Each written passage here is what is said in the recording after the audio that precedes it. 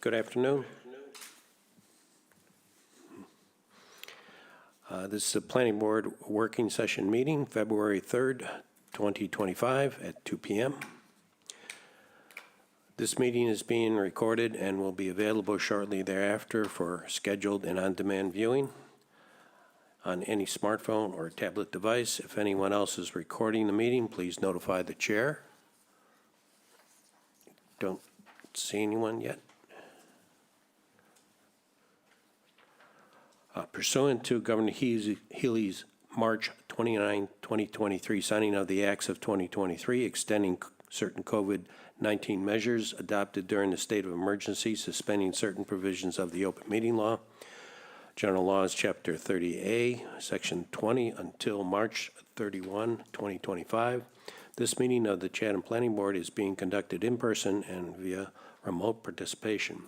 Every effort will be made to ensure that the public can adequately access the proceedings as provided for in the order. A reminder that persons who would like to listen to this meeting while in progress may do so by calling the phone number 1-508-945-4410, conference ID 999-505-443#, or join the meeting online via the Microsoft Teams through the link in the posted agenda. While this is a live broadcast and simulcast on Chatham TV, formerly Channel 18, despite our best efforts, we may not be able to provide for real-time access. We will post a record of this meeting on the town's website as soon as possible. I'll begin with a roll call. Catherine Hepburn. Present. Warren Chain. Warren Chain, present. Charlene Greenhall. Present. Frank Shear. Present. Bob Dubus. Bob Dubus here. And on the video is Bob Werkschafter present. Present. Thank you, Bob. And Art Sprue present. Okay, and I think Gloria is also on the meeting here today, so if we do have some questions or discussions, we can certainly ask her. Katie is out until tomorrow. So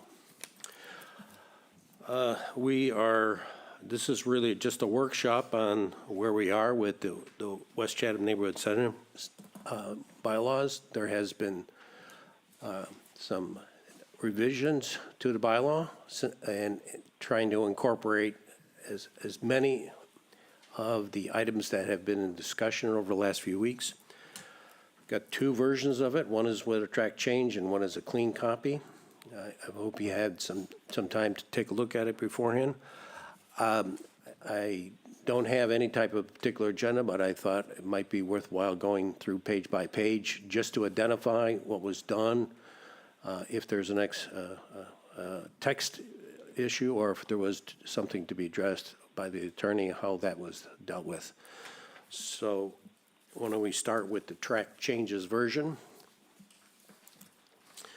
On page 1, I think, and Christine, you may want to jump in and clarifications. The predominant thing was to change the inclusionary requirement to 20%, and then we just struck that last sentence based on the comment by the town council. So as Art indicated, the first two items were town council's first review of this. He will be receiving a copy once we go through today's items, again for review and then throughout the course of things. The first thing, like Art had said, is the 20%. The second item was we deleted the second half of a sentence within the purpose to help clarify.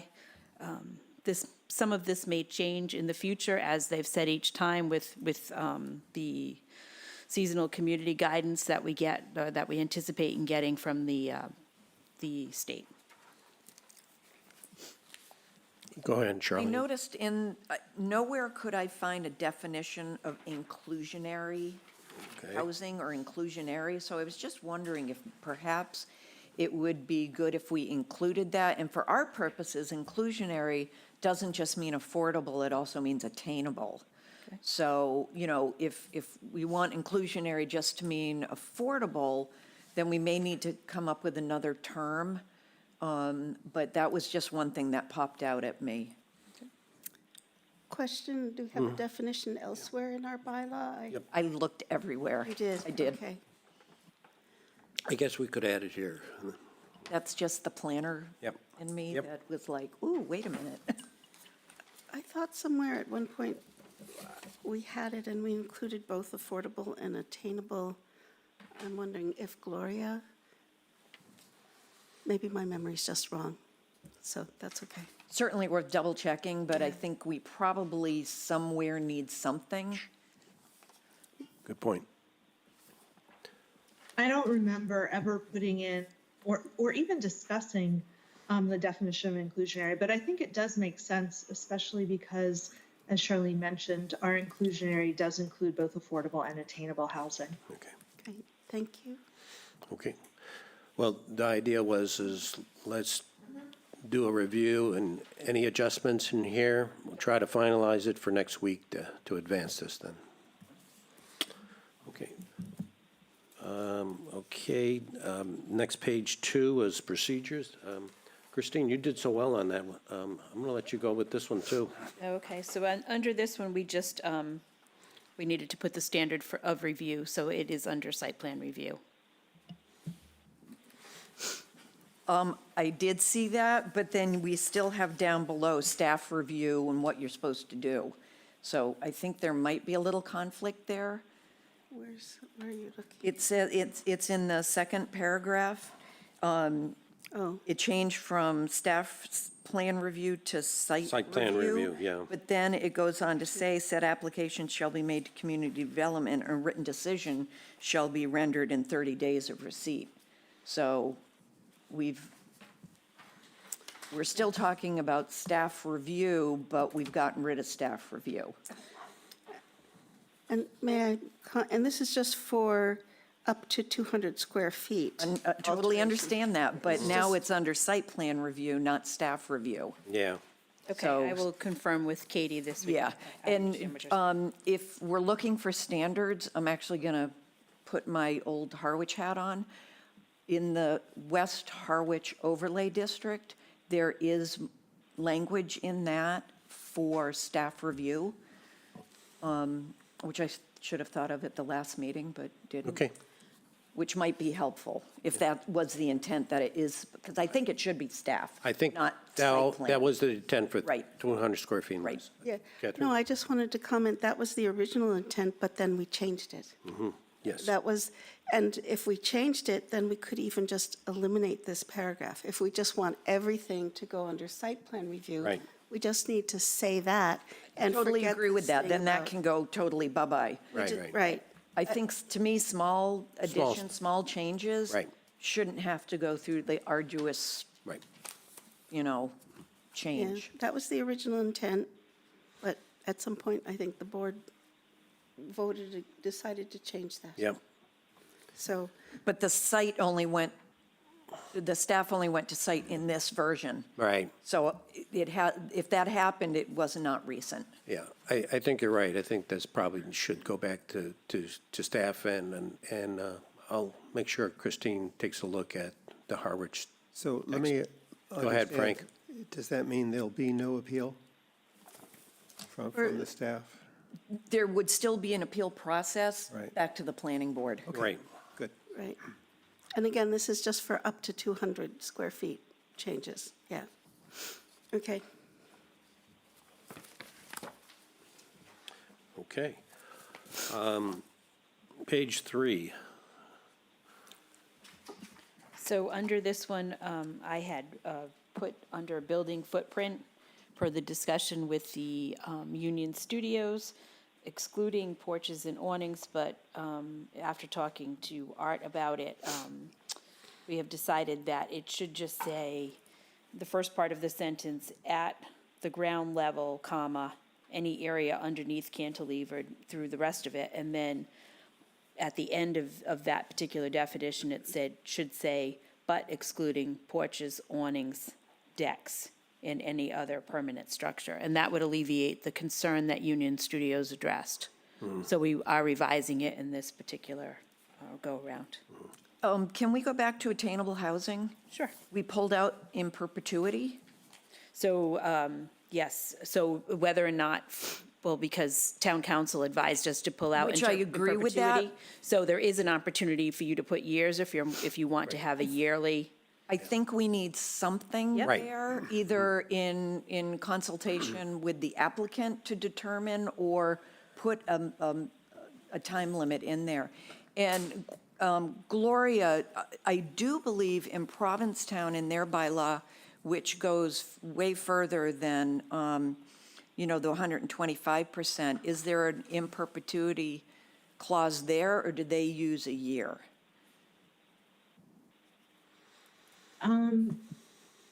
So the Provincetown bylaw that goes up to 200% AMI is related to the year-round rental housing trust. Okay. And it's not part of inclusionary. So it's apples and oranges. Okay. I think we want to put something in Yes. there. What that is, honestly, I don't know. I honestly don't know, but I think there should be mean- something in there. Is it bad to leave in perpetuity? I mean, Town I used to coun- always say it's all legal until you're sued and you lose. So I mean, there may be questions about whether you can Well, let me, get these in perpetuity, but we can always put it out there that that's what we want from developers. yeah, can I jump in? Please, Frank. I agree that we ought to resolve this issue.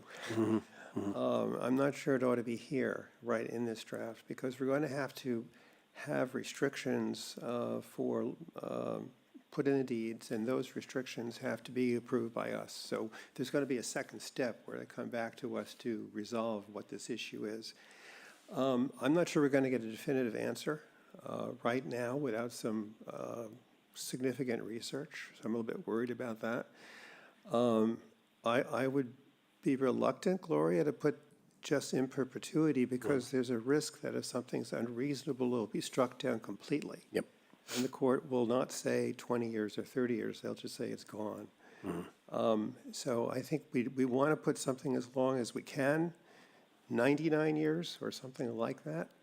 But I would just do what we've done here, take out the words in perpetuity, and then come back and address this when we have to resolve the restrictions that have to be actually put on. That's my thinking anyway. Got it. Charlene? I'm a little concerned with that because somebody could come in and say, well, I'm putting a 5-year deed restriction on. Right, yeah. And that's not going to meet what Well, it is we intend to No, do. because the restriction has to be subject to our approval. That's part of Can it. you That's- put something like in perpetuity or the length of time or the longest length of time allowable under the law? I think that our Main Street LDA had some language like that in it. I like that. I would support that as long as in the final review, town council also supports it. Good idea. Thanks, Yeah. Gloria. May I make a comment before we move on too far? Yeah, please. I just go wanted to ahead. comment on the porches and awnings and decks. Can we somehow add language in there that fully enclosed porches are not included? Because they're really like another room of the building.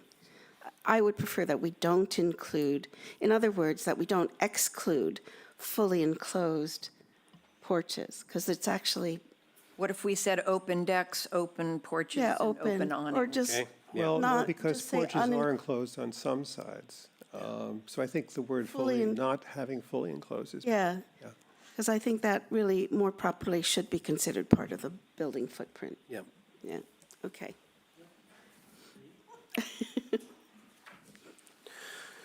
Fussy. Okay. But it's true. If we're through here, next page 4. This one is not completely resolved. We've been going back and forth on this. This is going to need a little bit more work. Christine? I would say here, we're obviously still dealing with the short-term rental item. We are going to, Katie will be back in the office tomorrow. We were going to go over this with her again. It affects obviously the qualified households and then the year-round ownership units. So we haven't made any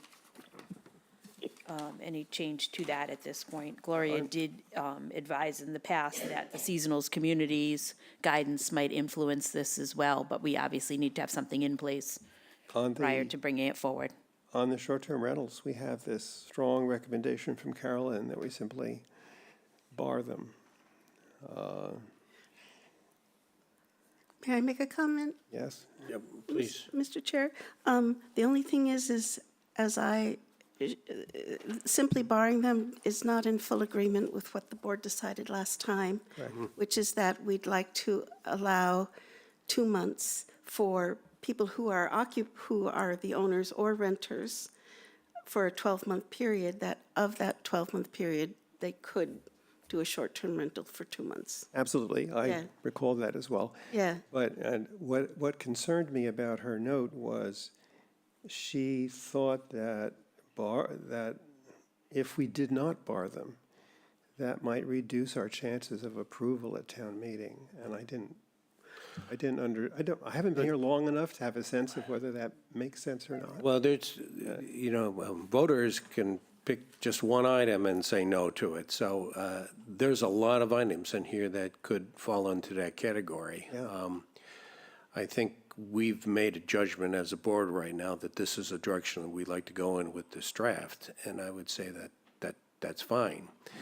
We'll hear more at the public hearing associated with this. Okay, Say very one good. thing, just for anybody who's watching this after the fact, that the thing that is being referred to is a comment that was received from the general public with regard to this particular item of short-term rentals. Yeah. Mr. Chairman, Warren?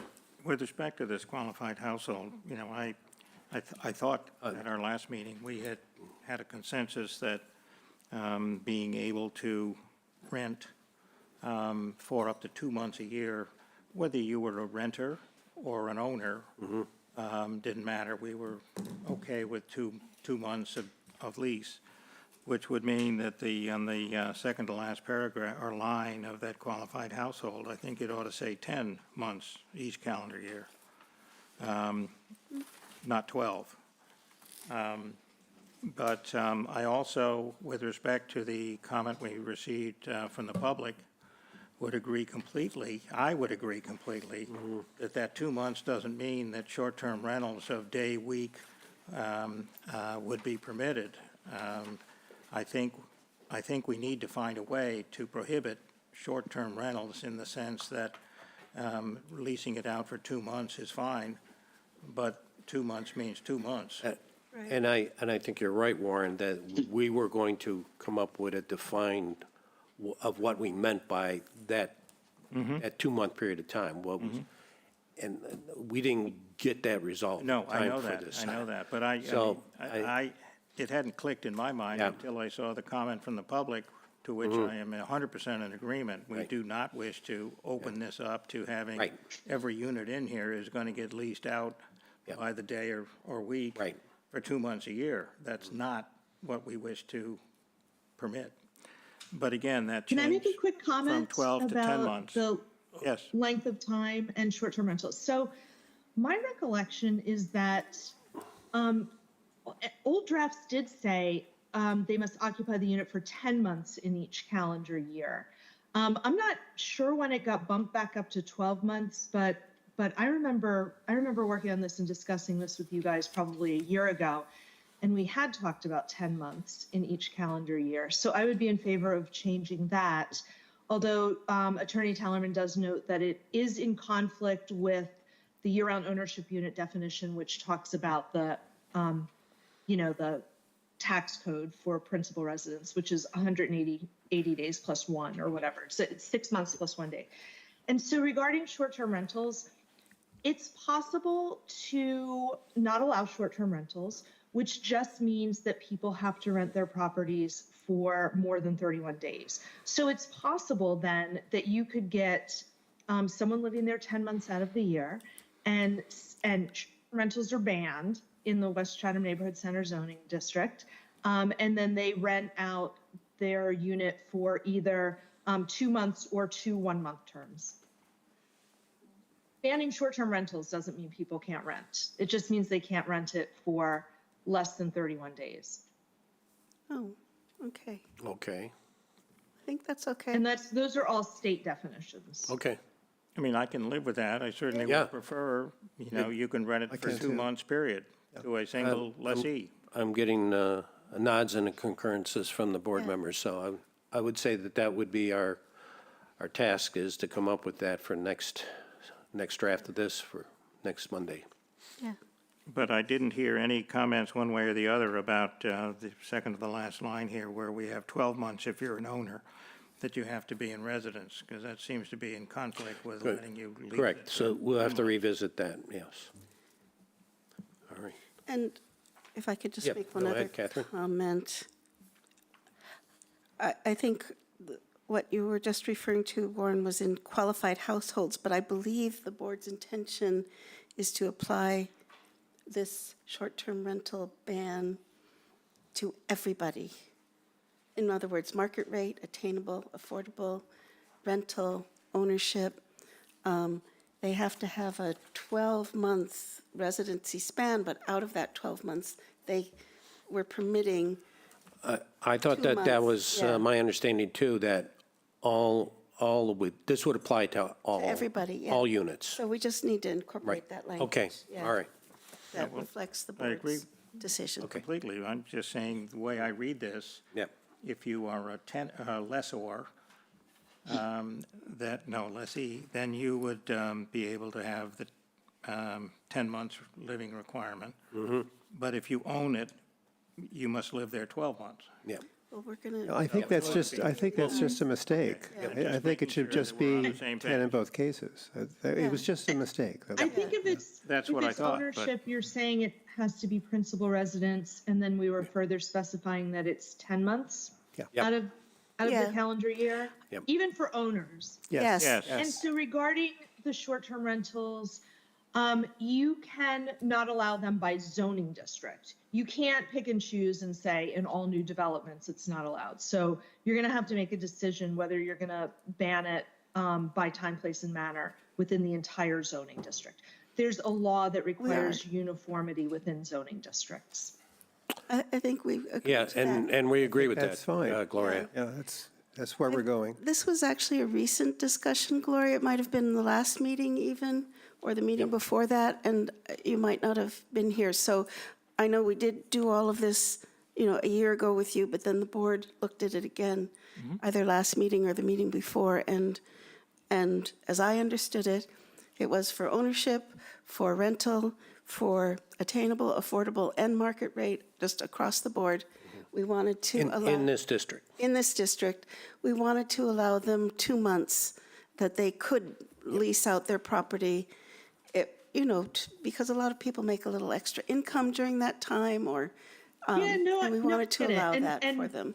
And my point is that whatever you decide has to be uniform across the whole zoning Right. district. Yep, Right. agreed, Agreed. agreed. All right. Are we ready to go to the next page? Okay, page 5. Just a heads up on this, there's been some challenges of trying to find this original image that has not been adjusted yet. We're going Okay. to just stick with zones, not subzones, so it's not confusing. And then the text underneath it, underneath Zone A2, that should also say 150 feet instead of 100 Right. feet. So those are a couple of things that didn't get fixed. They're still working on them. As soon as we find the image, we'll be able to adjust that text and the visual too. Now, moving down to the next sections. I would say that Gloria is probably best to discuss this Okay. section, Good point. the 20%, Gloria. Can you walk us through this, Section 7 and maybe Section 8, Gloria? Sure.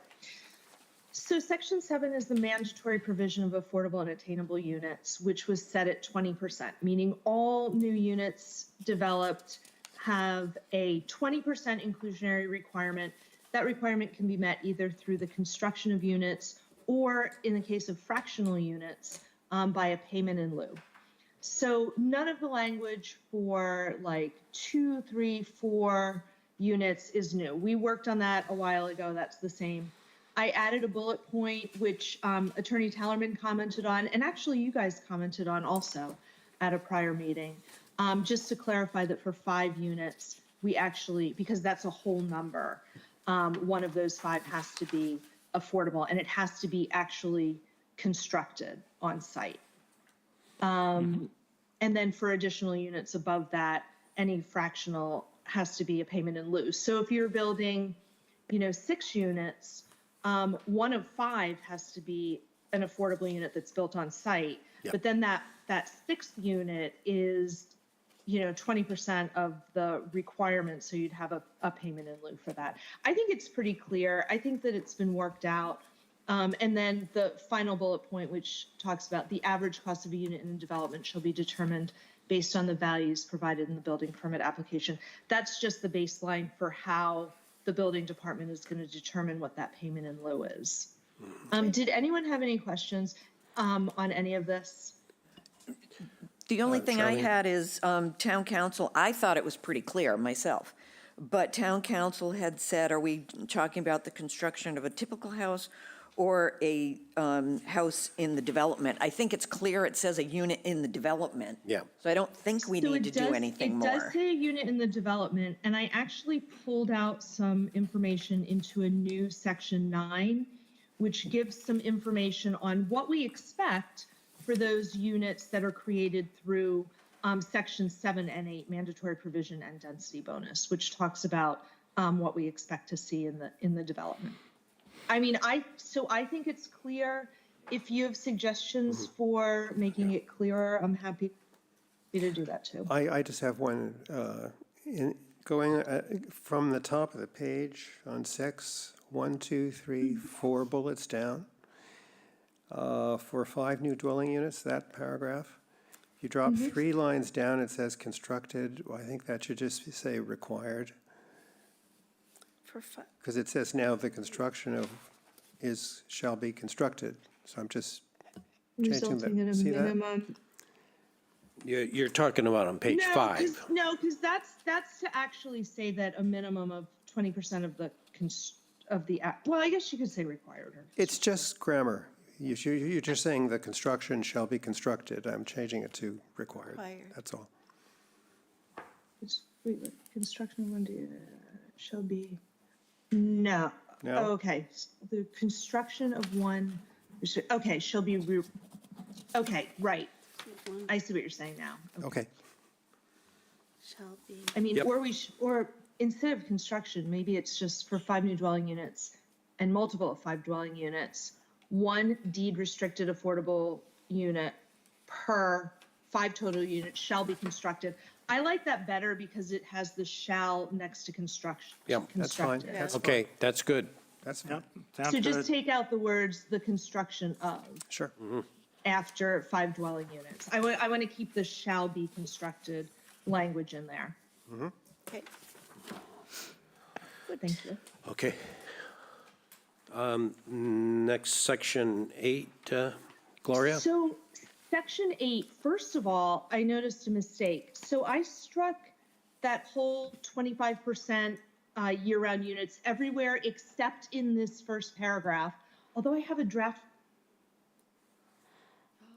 where it is struck, so I don't know what happened. But basically that first blue, say residential developments may exceed the base density by providing at least 25% of new and or redeveloped units as deed restricted year-round affordable and attainable units, period, in accordance with the requirements below.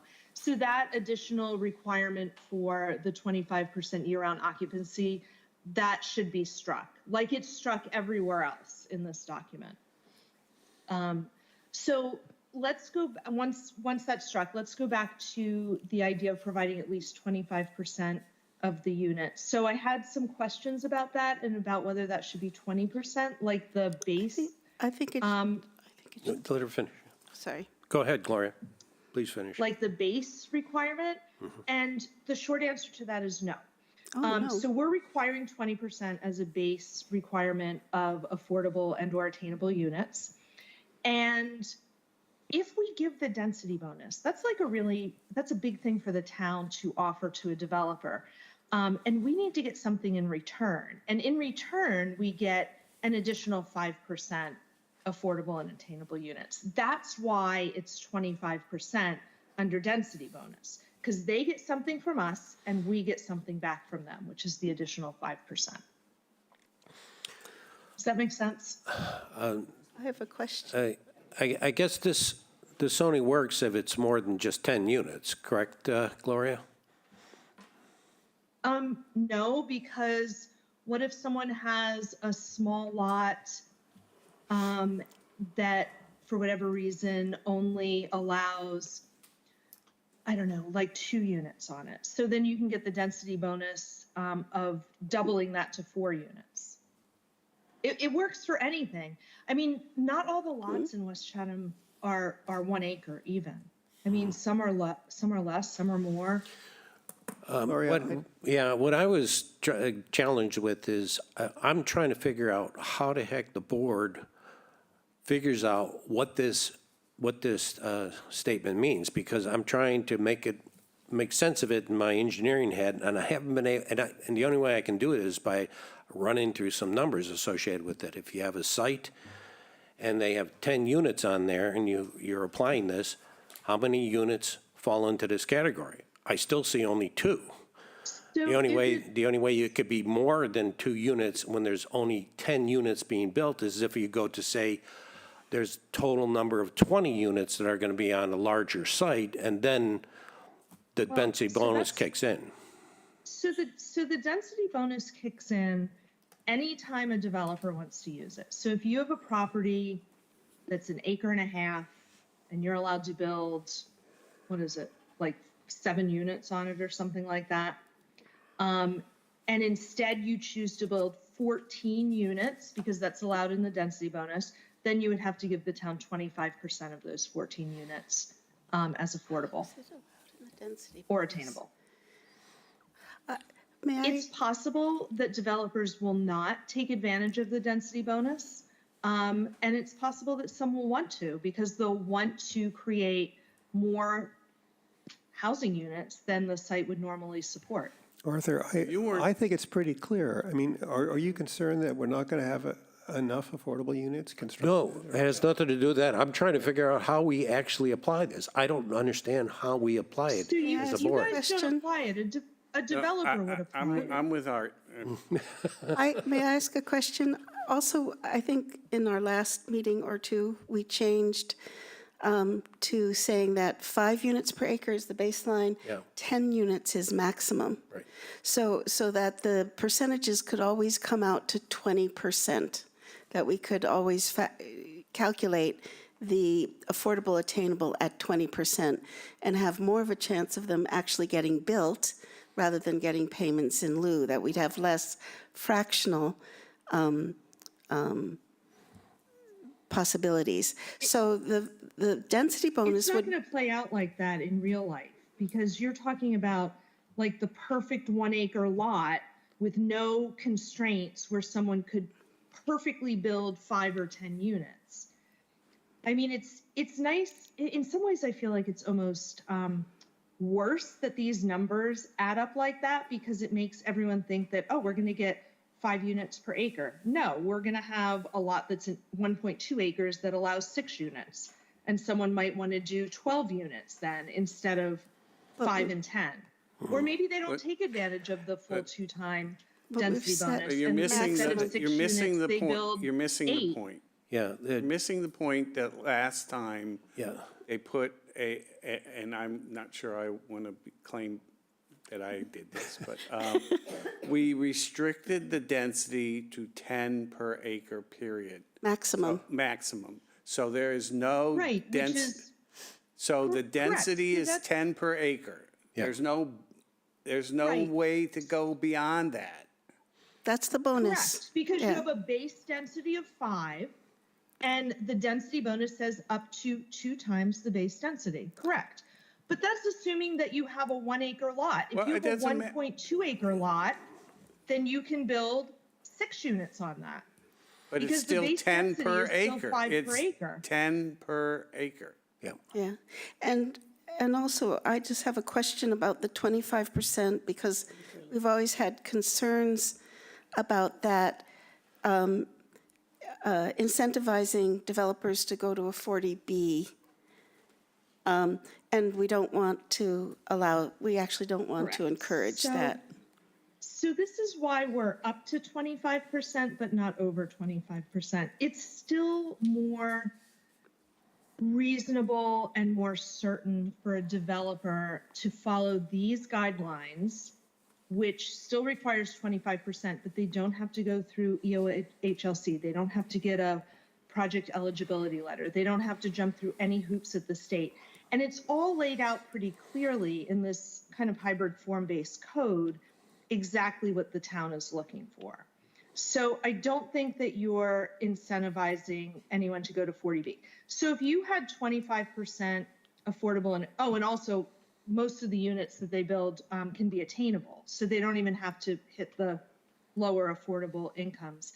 But in the old draft, where it actually was 25% affordable or attainable units, plus 25% year-round restricted, that was what was really pushing past that 40B limit.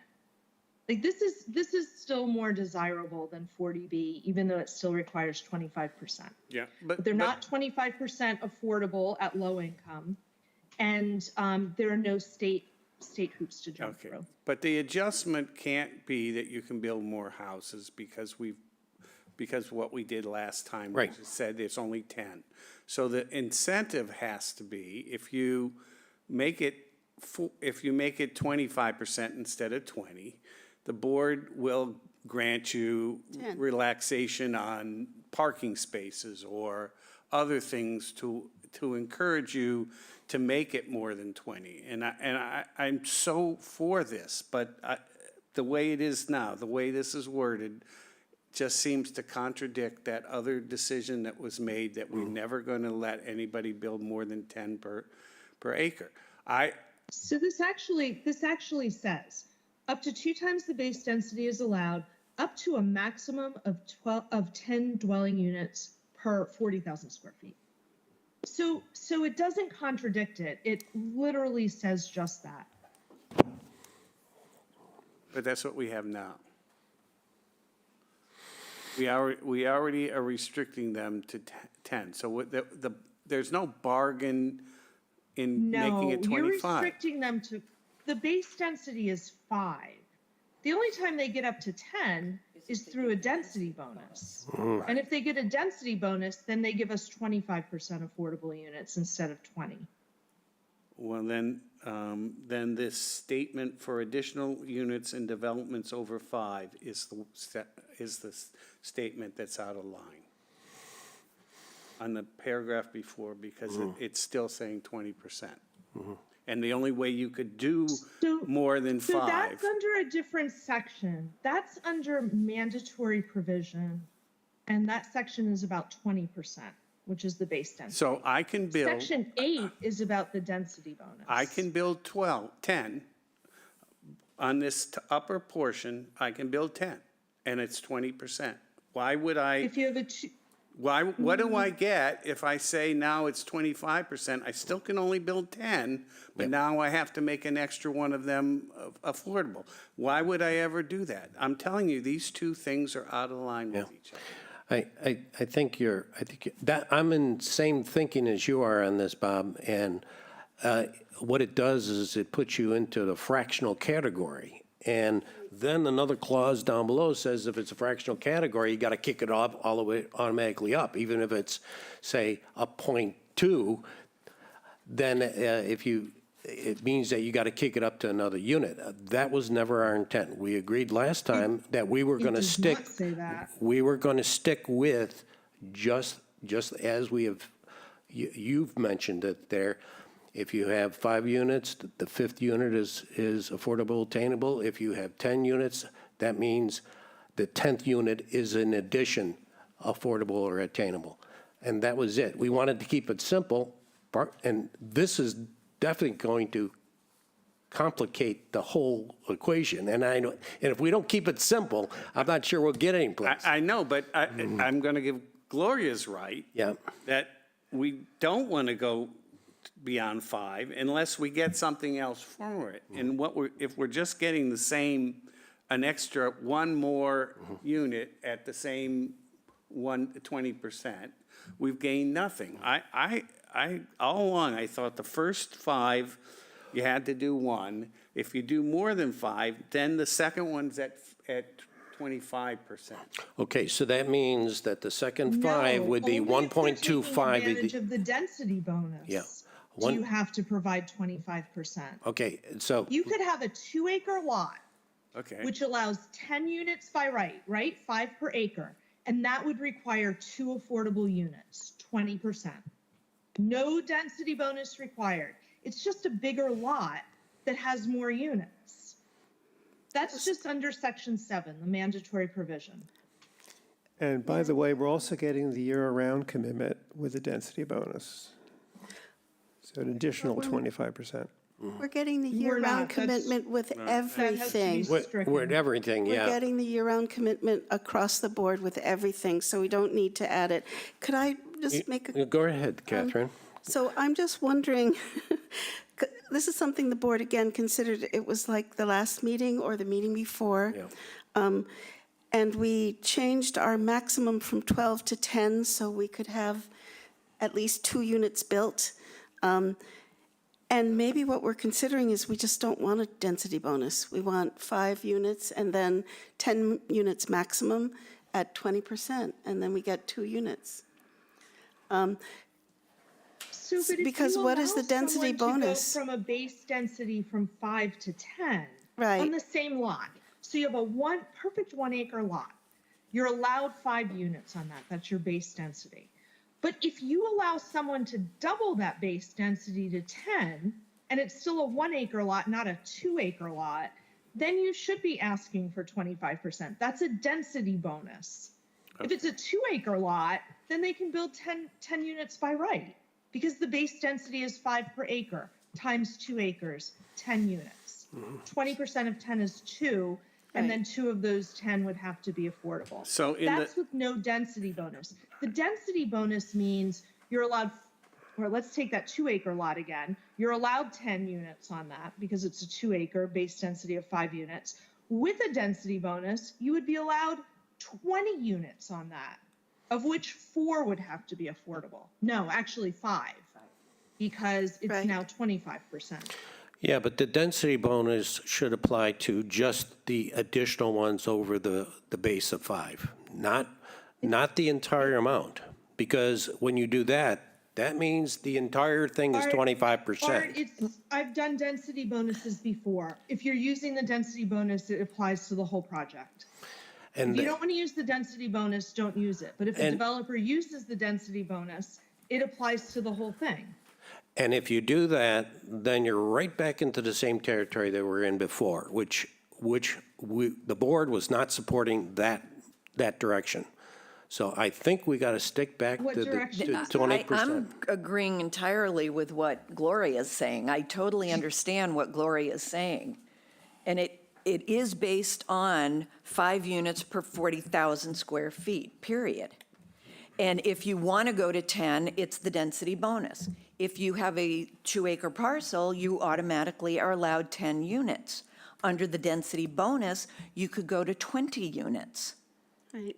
So let's, And then you Or would need the less. 25. So A lot of developers might not be able to That- the max size out of the the lot density and the bonus. number of units are key here. I know, but what you described there, and what Gloria's describing here, is that if you go with the density bonus and you make that 20 units, 4 of them, as attainable, 5 of them, all right?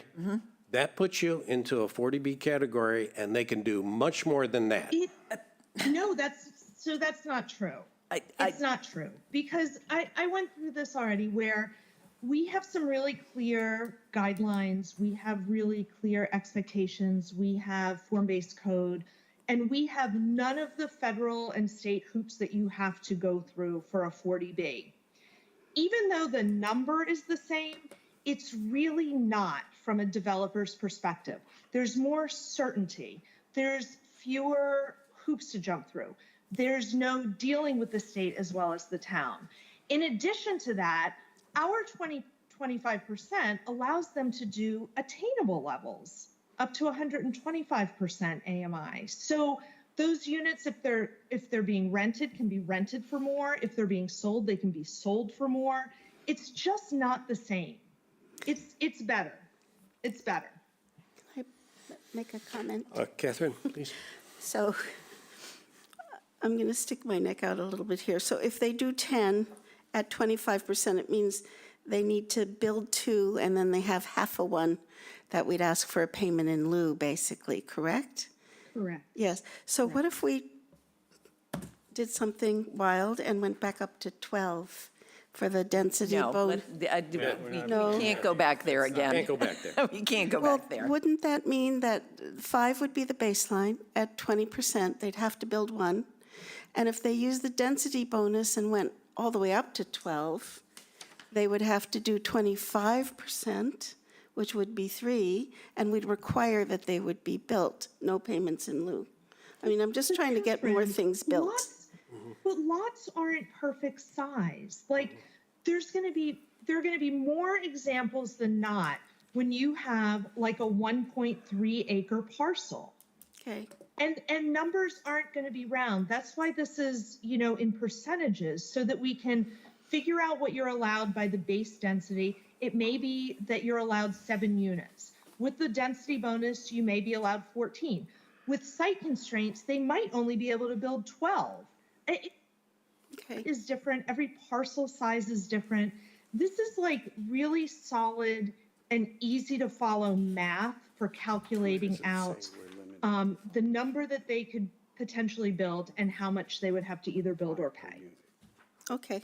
So I'm almost with you. The first, there is somewhere where we say that the Base residential shall be maximum of 5 units. Okay. Now I get it.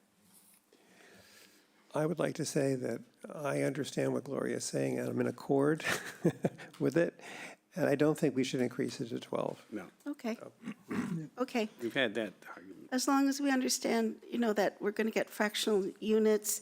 And I just want to be sure that we have some language in there that requires that whole units get built, that there's no payment in lieu for whole units, but fractional units, even using the density bonus, would get covered by payment in lieu. I think that's in there now.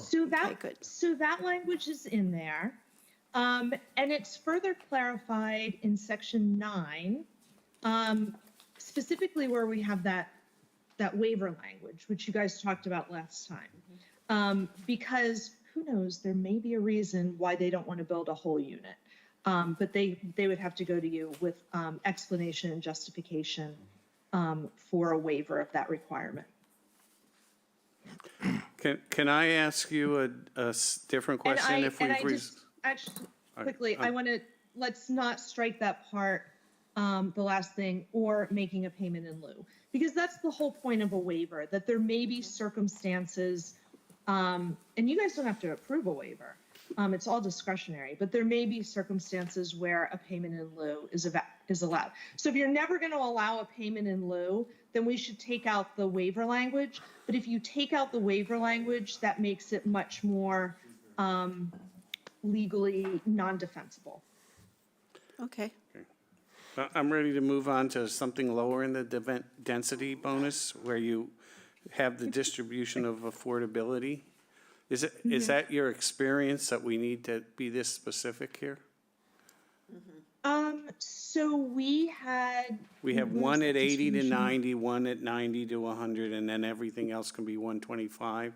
Is that? So you guys, we really worked this out last year. And the reason we did that was because if you don't put that distribution, you'll never get those 80 to 90 or even 90 to 100. Every developer is going to want to build like the highest AMI that they can, because that's going to bring them the most return on their investment, either through rents or sale price. So if you don't specify it, it's just going to encourage people to go for the highest. Okay, so This is just a typo, okay, in case you missed it. So in what we were just talking about, the very first one unit shall be, there's still a strike through on the bullet. Where's that? Oh, there is, I guess. Yeah. Yeah. I don't know who's starting. Where are you, Cheryl? No, this is distribution of affordability shall be as followed. Oh, First unit, it's stricken, Oh, if there's a the bullet strike is through on the bullet. Oh, okay. okay, Just to, It's a okay. teeny typo. yeah. All right. I said it was a team. Let me see if I can summarize this. Got it. The underneath the density bonus, all zones, it's going to state this: residential developments may exceed the base density by providing at least 25% of the new and/or redeveloped dwelling units as deed restricted or year-round affordable and/or attainable units, period. Okay? And then, In accordance with the requirements below. Oh, We're going to keep that part. okay, Where does it say in accordance with Okay. the requirements below? well, okay. All right, and then we're going to keep the bullet as is. That see it. is the fourth bullet down. Oh, I see. Yes, got it. Okay. Are we all on board? Okay, thank you. Year round. So actually, so I think that, did I strike that and put that below in the section 9? Just another, it's not a typo. Section 9 should be all caps and to be consistent with the rest of them. Yeah, That's right, yeah. good point, yes. So we see it as a separate. So actually, that's not the version I sent in. I thought I had put that below, because it's not just the density bonus requirement for affordable and attainable units. It's for all units created, because we want the whole numbers. Did someone change that? Doesn't. I think that should go in the section below, because that describes What needs to happen any in both units. mandatory and, yes. Yeah, Yes. So yeah. what are Same we language, moving? we're just moving it. But what are we moving from where to It's- where? Please. That funky little bullet that I said needed to be unstricken, Yes, first unit, so distribution of affordability, that, those should be in the next section. Under- In the next Nine. section. Yes. Got it, Both of those. under 9, okay. So that's Because it- bullets 5 and 6 should be in section 9? no? The distribution of Yeah, affordable shall be as follows should be in section 9. 9, got it.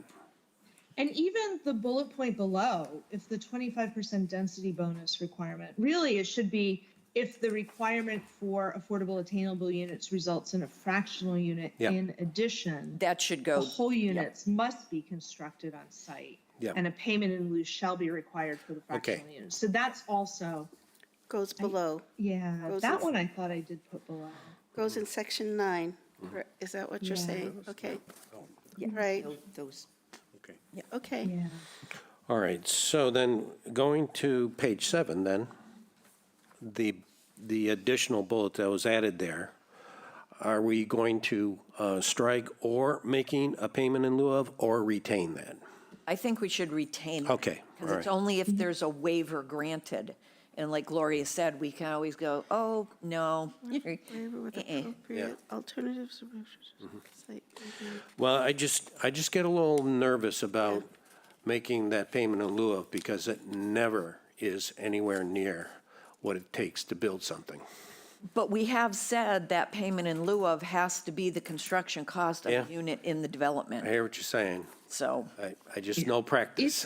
Is there a way, So in practice, I think that even a developer would recognize, my guess is you might even get an inclusionary unit built if it's like an 80% fractional unit, because paying out the money for 80% versus them actually constructing an additional unit, I'm not sure it would make sense for them to pay the 80%. Yeah, Especially with the revenue.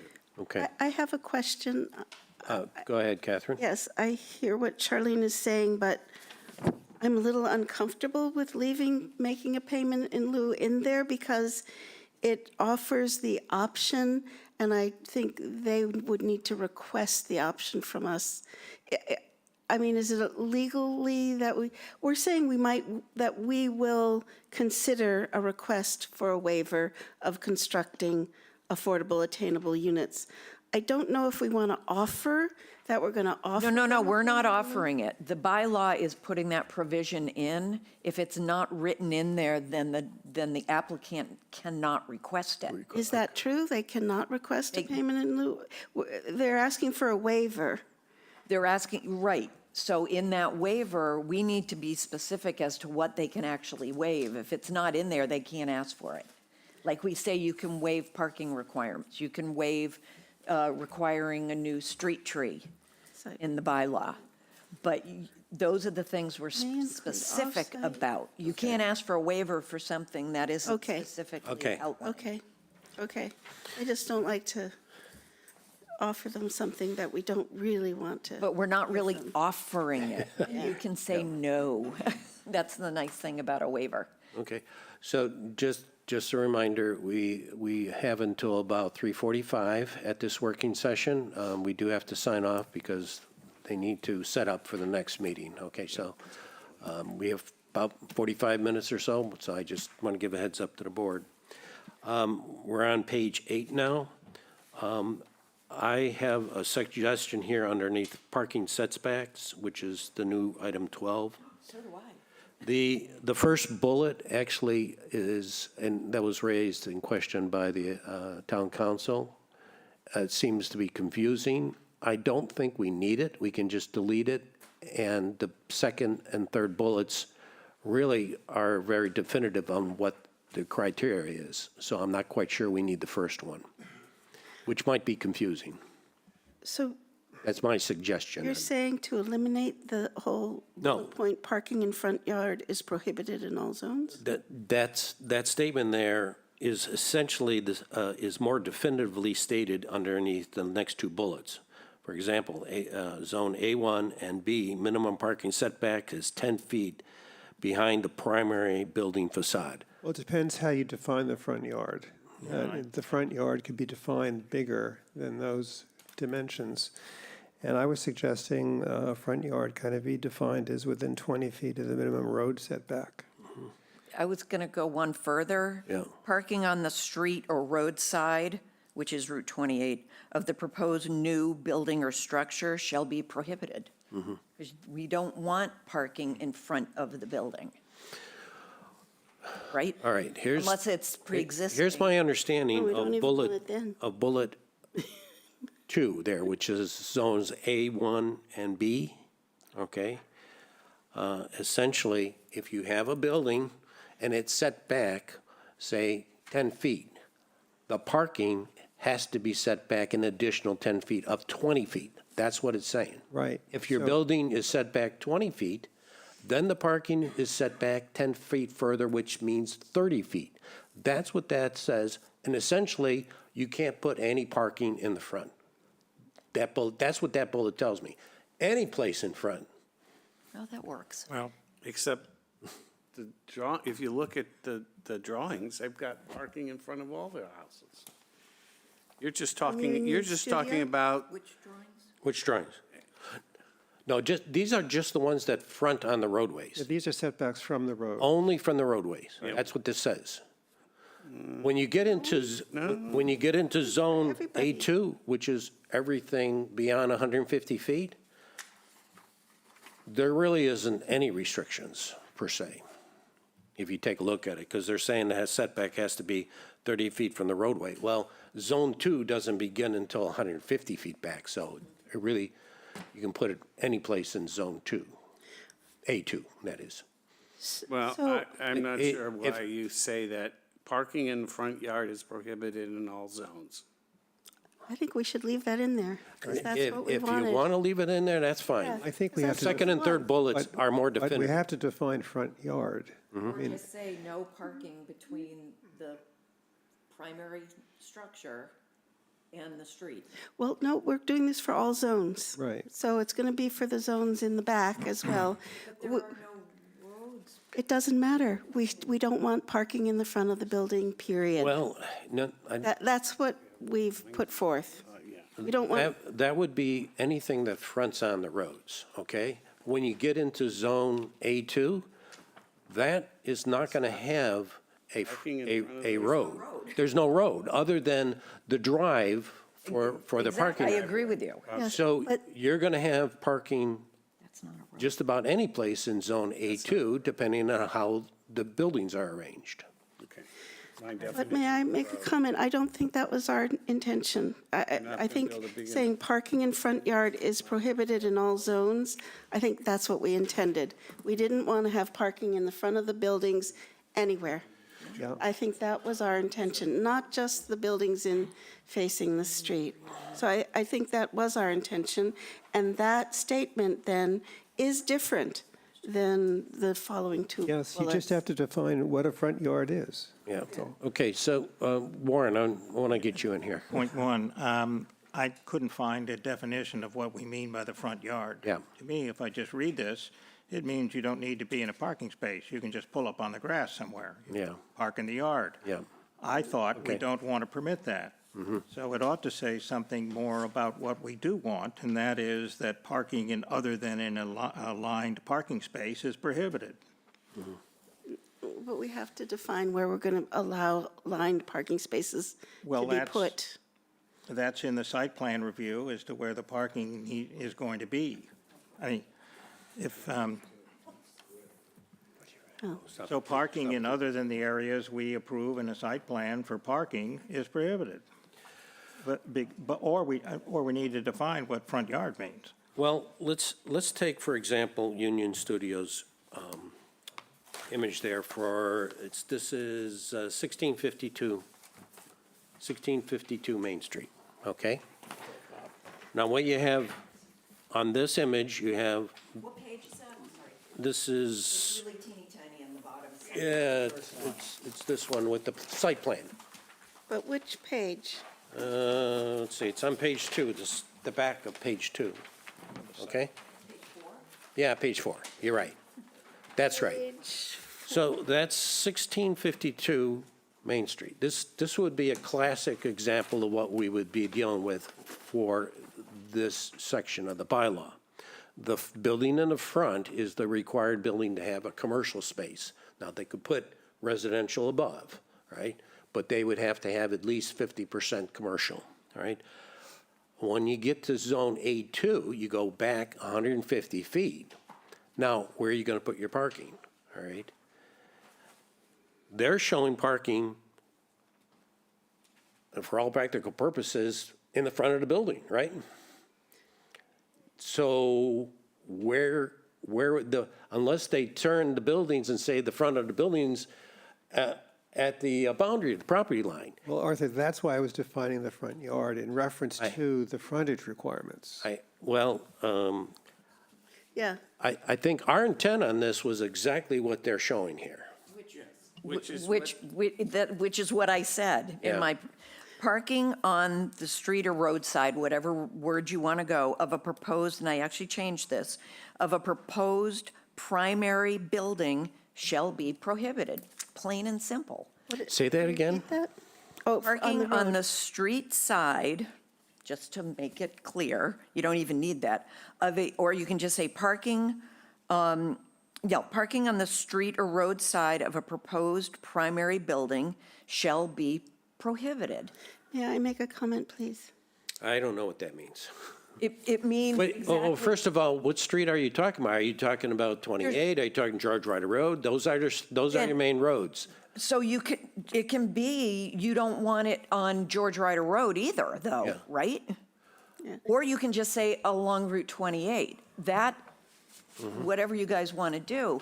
But the intent here is to strictly prohibit parking in front of your primary structure. May I Yes, make a no? comment?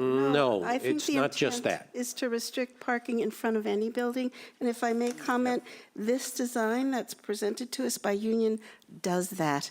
Because you'll see they've created sort of a separate parking area, but they haven't put the parking right in front of building 2, 3, or 4. Sure they do. No. All that parking is in That's, front. no, it's separated from the building. no, It's there's not in the parking. front yard. I don't I think, agree. I think there is I- a distinction. I don't believe that there's a And distinction. there's no way we're going to want, You're never going to have parking. yeah, those, It's going to look like a strip mall if you do it that way. Hey, I think they followed that instruction to avoid parking in the front yard for look at the buildings 2, 3. drawing. Look at the. Yes, parking look in at the front yard would Look be at the right next there. page where they put the cars on, Oh, here, those are parking spaces? Yeah, those are parking Oh, spaces. then they should be taken away. parking there. Well, you can even see in this. Yeah, yeah. I thought we were just trying to avoid the parking on the main road. on in front- 28. On Ex- 28. not- Exactly. That's the only thing you're supposed to be So avoiding. let's Exactly, just make right. that very clear and just say on the front of 28 is prohibited. Yep. That's what we mean. Well- Parking on the 28th side of a proposed Uh, sorry, parking on the Route 28 side of a proposed primary structure shall be prohibited. Yeah. But that, the same thing could be said about George Ryder Road, too. So, Why just primary? yeah. Yeah. See, the way I read. Any The way I read it. Any is- structure, right? Is Yeah. Zone A1 is adjacent to Route 28. Zone B is adjacent to all the other secondary roads, okay, whether it's Then Barn let's Hill. call it frontage building, Yeah. based on the definition. Correct, Frontage building, not primary. correct, yeah. And if you want to leave, and you want to leave the It used first. to be primary, then we changed it to Yeah. frontage. Okay, so leave the first bullet in, is that correct? What does it say? It says. But you got to change it. Well, yeah, but leave it in, but Yes. what, With the new word. So parking on the Route 28, I've changed it so many times. Parking on the Route 28 side of a proposed frontage building shall be prohibited. What about parking off to the side of that building? It Not has to on be the That's side, part, 10, but that's off to part the of the side. frontage, 10 though. It foot goes, back. And then, but how do we, it goes all the way across. all right, we need to make that clear, is what I'm saying. It's clear in the definition of frontage and the diagrams that are in here, I believe. yeah. And also. It is clear, then I'm all right. And also the other, believe it is. and also the other bullets define a dimension to it. Right. Further define that anything has to. It's got to be another 10 feet or 30 feet back. It's with the Okay, side of the building. so I've given a warning that we really have to end our meeting at 3:30, not at 3:45. So Oh, 3:30, okay. Moving right along. we're moving along. And the next piece there is all zones. I didn't have any comments or adjustments to this. I think this is something that was decided way back, that we wanted to allow the flexibility for the board to look at a site that isn't modifying anything more than 1,000 square feet, and then we can make some decisions associated with it. Provide some flexibility for pre-existing uses. So I didn't have any issues with this. Okay. Excuse me, Yes. there are 3 bullets, right, underneath what? Yep. Okay. The first bullet, I understand, giving some flexibility because that's a major improvement. Can you talk to why the other 2 bullets are sufficient to entitle that? Well, if they were going to do an addition to this, and that addition is going to be adjacent to and toward the front, you wanted to make sure that the building was going to be set back, so they put that landscape piece or that criteria. So, but this says that as long as they do some landscaping, they can expand the current non-conforming property. Only by 1,000 square feet. That's it. But why allow it at all? Just Because- because you put in some trees? I mean, why? Well, they have to still go through a site plan review, but we can review it under a different criteria. You don't have to revisit the entire, all clauses of this bylaw. Okay, You could restrict it to just a few items. okay. Okay, I think the next one is on page 9. This was Frank's item of changing A2 zone from 5,000 to 4,000. I think everyone agreed with that? Okay, Oh, and then it took out that all zones parking is prohibited. on page 10, right, we just deleted that because it's a duplication, and we just spent 20 minutes on it.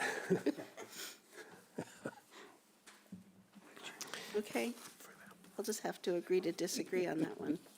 On page 11, there's a bullet that didn't get deleted. This is Okay. on the clean copy. I'm Oh, not yeah. sure. Yep, I see that. On the clean copy, the top of the page, it's 14 streetscape standard. There's one bullet and then a second bullet. And technically, if there's not a second bullet, you don't need the first bullet. So where is it, where are you looking? I'm looking on the clean copy, Oh, or it's I'm looking the, at the bulleted That's not copy. helping. well, 14, under this page 14. 11? under 14. So it's page Under 10. 14, under page, Oh, under page Okay, 10. No need to look at these, because it's only in the, Yeah, I know. only in the. But on oh, I page, see. on page Say 10, Zone A1, Right. you're saying it doesn't need to have a bullet. yeah, there don't need to be any bullets. Okay, fine. Okay, Okay. I think, Christine, if you can just highlight page 11. And there, This was just some clarifications based on the attorney's comments, correct? On page 11? Yes, this is correct. We added site plan review in this particular case too, during the site plan review application process. If existing street trees shall be made, additional trees unnecessary. okay. You have two subsection Bs in there. No, it says. No. So one was changed to C. One change No. was changed, your If you look, landscape. if you look at the, excuse me, it's A and B are the same. If Transition you look at buffer the, if to you look at the very residential clean zones. copy, Oh, bottom of okay. page I get what you're 11, saying. it's transition buffer to It's the same residential. title. And B is transition Okay. buffer to residential. Got it. So Okay. they need to be Oh, renumbered. you are particular. You pick these things up, huh? Well, so I could say that grammatically we have, I mean, or not grammatically, but style and formatting wise, we haven't gone through everything. And we've been Right, going but through that's an this so easy many one you times. can miss Yes. if you're not paying. Yep, yeah, no, I so- appreciate you yeah. picking it out. Yep. Okay, page 12. All right.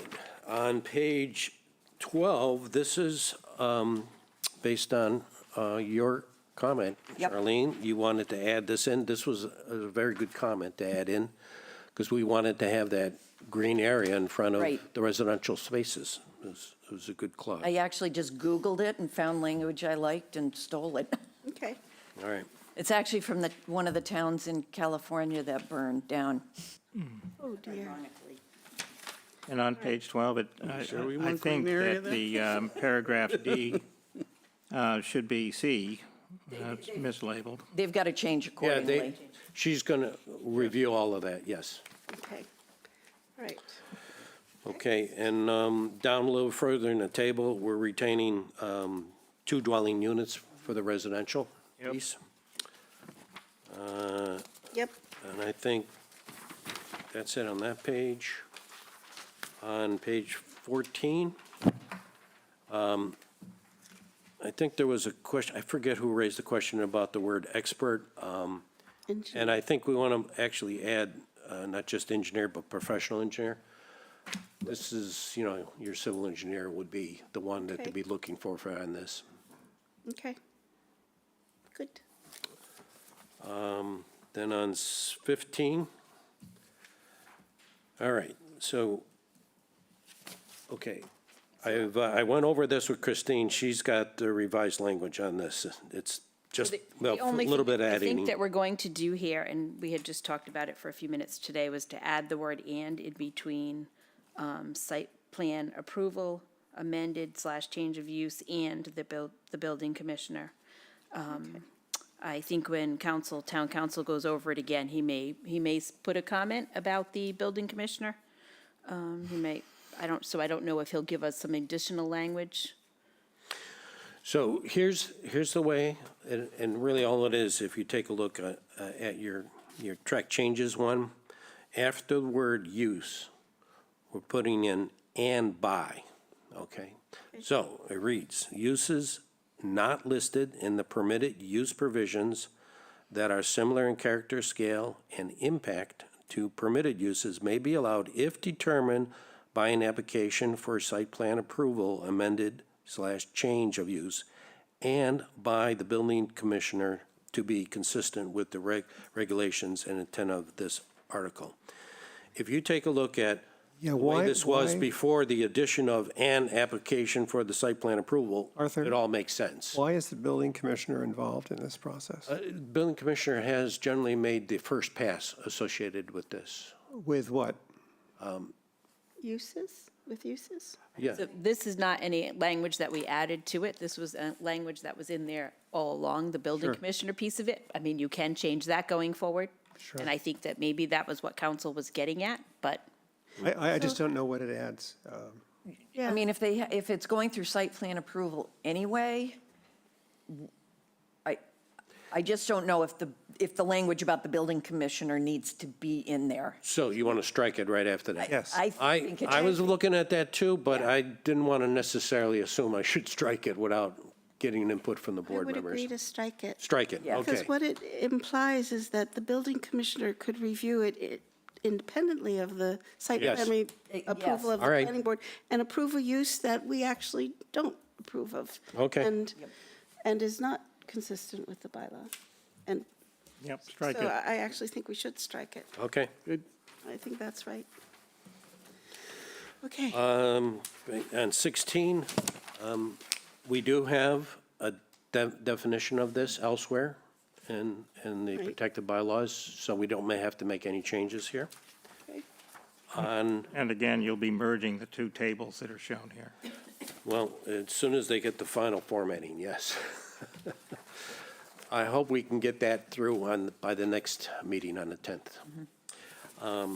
On 17, I wanted to make a clarification on this because we're not, this is dealing with just the RPZ that's in the West Chatham Neighborhood Center. So it should be very clear associated with that, and it doesn't necessarily apply to the RPZ that's outside of the West Chatham Neighborhood Center. That's a separate item, and we always had that previously as a separate article.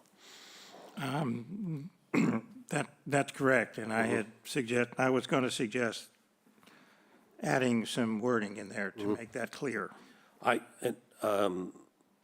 In addition to, Any additions to a single-family home located within, and then I'd strike the "or."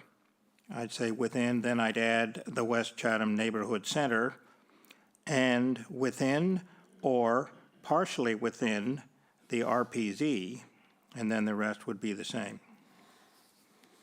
So that paragraph Yeah. refers to a home that is within the West Chatham Neighborhood Center, okay, all right? Put the Within- word existing in there, or is that wrong? We probably should because we're not allowing the Yeah. construction of new single-family homes, so we. Oh, yeah. So we have to say that's correct, the existing That is correct. single-family home. right. Okay, I would think make That's sense. right. Part two, the existing, okay. And I think what Warren said is right. so again, I'll say it again. Any Yes. addition to a pre-existing single-family home located within the West Chatham Neighborhood Center and within or partially within the RPZ, and then the rest would be the same. It says which was in existence, yeah. I don't think you have to have the word existing because that phrase, which was in existence as of the date of the adoption of this bylaw, is for an existing house. Right? Any additions to a single-family home, Yep. various phrases which modify that, which was in existence as of the date of the adoption of this bylaw. Okay. Yeah, okay. okay, yep, that'll deal with it, yes. Yep. Okay, thank you, Gloria, that helps. Okay. And let's see, I think the last section is just some text changes. I have a question, small question. Catherine? Small question, just is there any reason why we consistently don't want to say West Chatham Neighborhood Center District and want to say WCNC District? I mean, if there's not. That's what you do in zoning. So you don't have to keep typing it out. Yeah, but it's already typed. We have to take it out. Well, right in the front, it actually Yeah. has the. In Oh, parentheses. It has in WCNC. parentheses. Okay, okay, fine. All right, Yeah, I spelled it out, but I had included the acronym instead. yeah, So- okay. So that's, the modification is done. Are there other things that the board members have on their? We've got some work to do still. Oh, Catherine? I just wanted to make a comment. I don't think we need to do anything about it right now. I wanted to, first of all, thank you and Christine for your thorough review of this, and also Jay. It's really helpful. Great job. Really yes. Oh, you still got more work. But really helpful and a great work. I did also want to thank you, Art, for pulling up the results of the surveys that were done by the Cape Cod Commission when we were adding form-based code to what we had already put down for the West Chatham Neighborhood Center bylaw. I mean, I was a part of that process. In reviewing them, it was a bit of an eye-opener. I think it would be useful for board members to review those survey results, see what the responses from the community were about each question, and also Cape Cod Commission divided them up into, I live in West Chatham year-round, I live in West Chatham seasonally, I own a business in West Chatham, so we could understand who was responding. There were a few issues where I just noticed that the board chose to include in the bylaw something that differed from what the community responded. In a couple of those instances, I remember why we did that, but I think it's just good to be aware of that, especially as we bring this before the public again. Okay, so I guess we have a few minutes. If there's any comments from the public, or certainly you can, if you identify yourself. Rick, nothing for you? Nope, nothing today. Chairman, I'd like to get on the record what I mentioned before the start of the meeting. Oh, okay. And that is, I applaud the consultants for having come up with these drawings, renderings of what things can look like under our draft. Yep. But I have to say that I have the same reaction that I mentioned at our last meeting, and that is what I see in these renderings is essentially three-story apartment houses. And never has the Cape Cod Commission nor the pictures and renderings that we have seen that they recommended that resulted in our draft, have I seen what appears to be three-story structures. And much of the reaction to this, perhaps by the extensive use of shed dormers, because you've got 3 living floors. And we have said right from the beginning, we were looking for 2-story structures. I even have angst with, we said 2.5 if you're talking about the affordable attainable.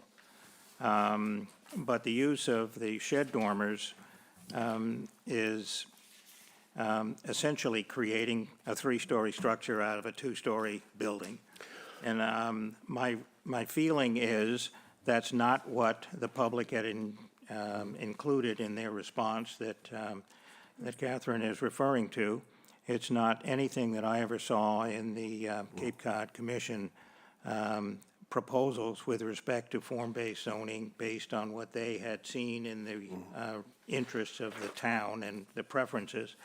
they had talked about essentially a two-story structure, or one-story with dormers, even shed dormers. Okay, so we only have a few minutes. the question is, I did a little bit of research on What is the this. sense of the board with respect to whether three-story structures are going to get approved by the voters? Okay, so, did a little pause here. If you take a look, there's 2 sections in this bylaw that define this, okay?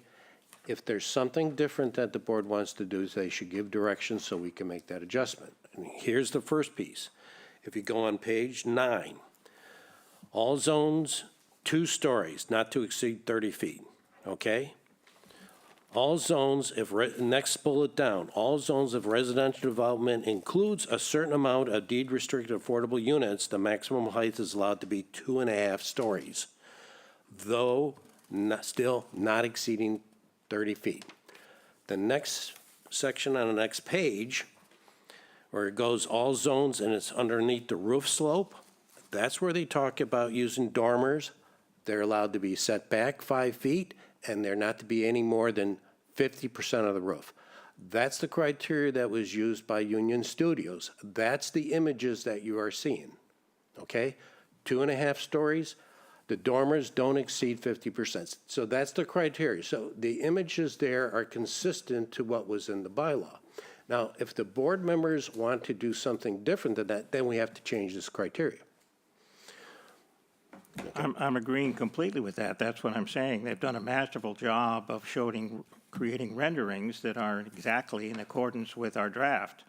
What I'm saying is the input from the public, the input from the Cape Cod Commission that came up with what form-based zoning might look like has never shown 2-story structures with large shed dormers that are essentially 3-story structures.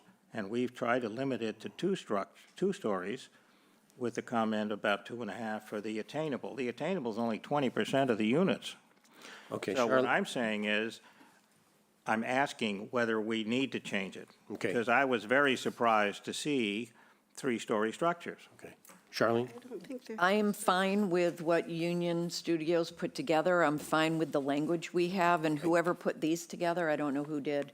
So that was a member of the public as well that Okay, forwarded that? which I think gives a perfect example of, we have a number of structures in this town which may look like they're 3 stories, but they're not. It's the total design of the building because of the peak of the roof that Peak of we're the roof, right. requiring. Right. You know, and the dormers break up that asphalt that you see. So it's, The roof line, yeah. yeah, it's a design thing. To me, I don't look at these as being 3-story buildings Right. at all. Yeah. Bob? Yeah, we hadn't talked about this before, but if you're only allowed to do 2.5 if it's affordable or attainable. Yeah. Another incentive for the. That's another incentive. And I think the reason for that is if you don't do what the criteria is setting aside in here, you're never going to get the higher densities. Right. And I think that the two go hand in hand, and I think they support each other. So I'm okay with the criteria as it was proposed.